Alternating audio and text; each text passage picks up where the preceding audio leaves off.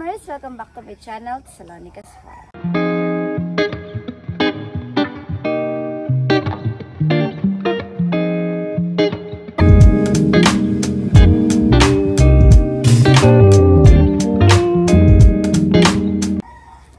Hey mga ka-farmers, and hello for today's video.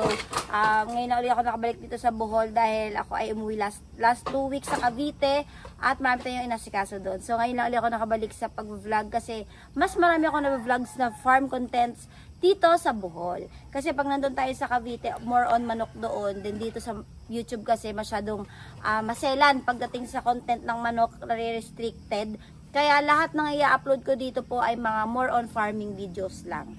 Then if ever naman po gusto niyo makapanood ng mga chicken vlogs ko, so meron po akong Facebook, Tessa Suarez, diyan ko po ino-upload yung aking mga manok na vlogs. So dito sa aking bahay, ang bahay ko dito sa Bohol ay puno ng pangagulay. So mula bakod hanggang dulo, yun, kita mo yun. Andon, iba-vlog ko next time yon yung ating mga ampalaya. Ayan, ampalaya yan. Tapos, ito muna yung i-vlog ko dahil nakakatuwa itong tanim kong upo sa bakod ko dahil ang lalaki ng bunga. At talaga namang jumbo. So, pakita ko sa inyo. Ay, dito pala may tanim tayong ano. So, dito sa may bandang unahan, yan, makita nyo, nagtanim ako ng ampalaya.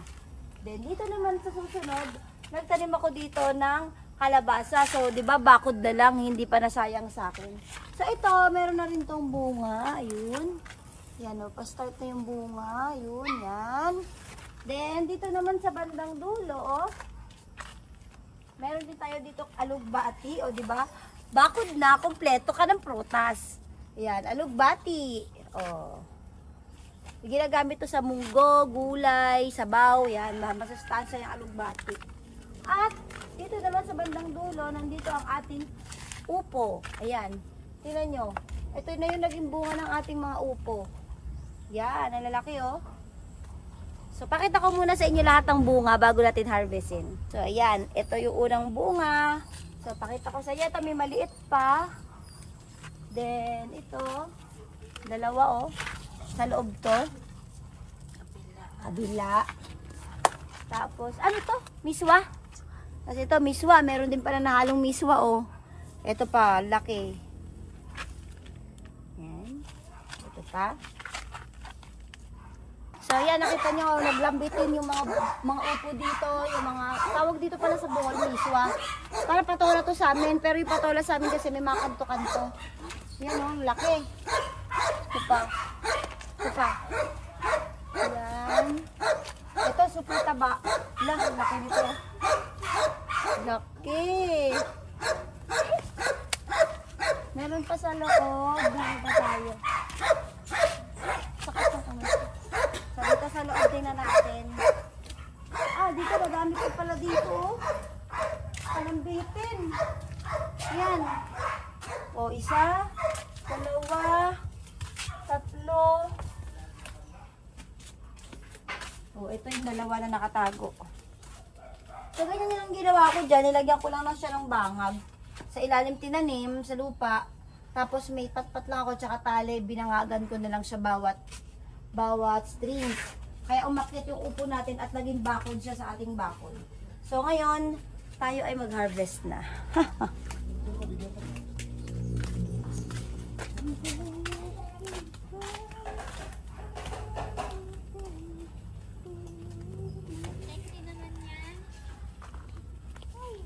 Galing ubo. Okay. So, harvestin na natin kasi yung iba magulang na. Meron pa.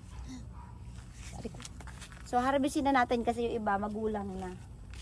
So, ito mga upo. Yan. Masarap to sa sardinas. Uy, kinakain na ng mga aso. Huwag kayang kainin.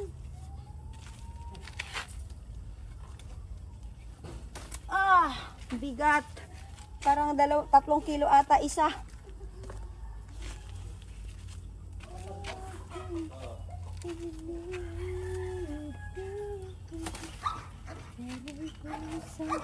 Grabe, pag masipag ka magtanim, madami kang kakainin. Grabe laki nito. Ay, bukaan. Lapit mo, lapit. Ah, yan, grabing laki. Oh, kita mo yan? Hindi mo mauubos.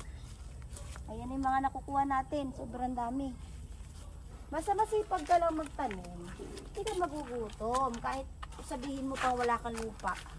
Meron naman tayong bakuran. So, napakalaking tulong nito kapag like ng mga pandemic, may sarili ka, marunong ka magtanim, hindi ka naaasa sa mga nagtitinda. So, kailangan natin maging independent person. Okay? Ito. O, ilang buwan ko lang ito tinanim, pero ngayon, inaani ko na.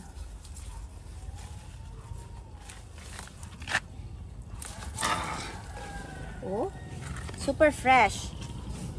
Oh, super fresh.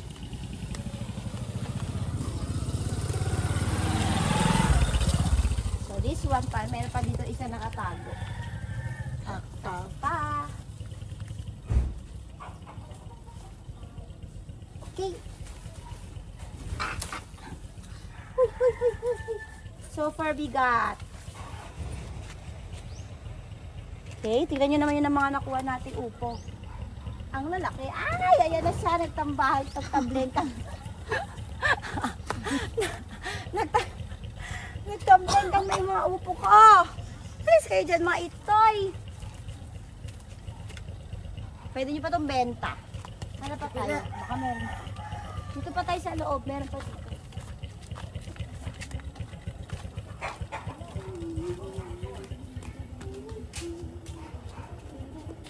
Ito, meron pa dito mga miswa, oh. Kaso hindi na natin ito kuhanin. Next time na. Ito lang maupo. Sunod kong content, yung ampalaya. Ang dami na rin bunga ng ampalaya ko.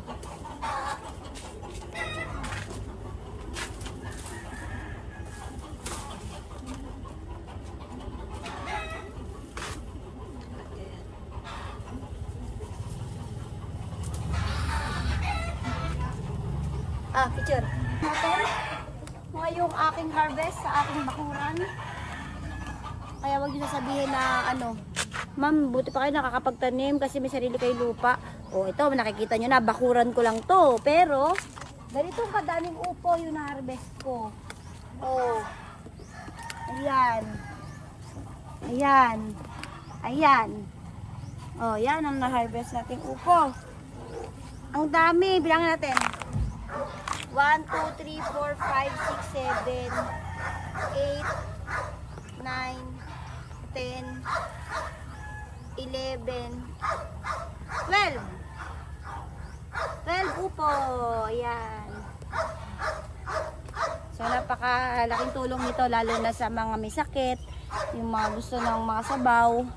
Tapos, ano pa, makakasure ka pa na wala tong mga chemicals na laging nakahalong mga sprayer. Kasi sa bakuran mo lang pinalaki. Binilagyan lang namin to ng pataba, konti, para maging maganda yung tubo.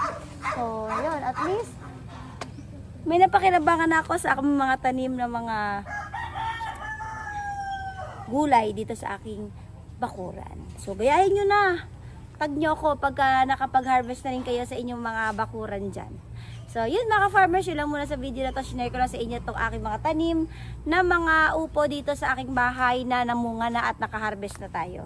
So, kung nagustuhan nyo itong video na to, please like and subscribe sa aking YouTube channel. At i-click nyo na rin po yung notification bell para lagi kayo updated sa lahat ng videos na ina-upload ko dito sa aking YouTube channel. Ayan mga farmers, thank you for watching. Happy farming!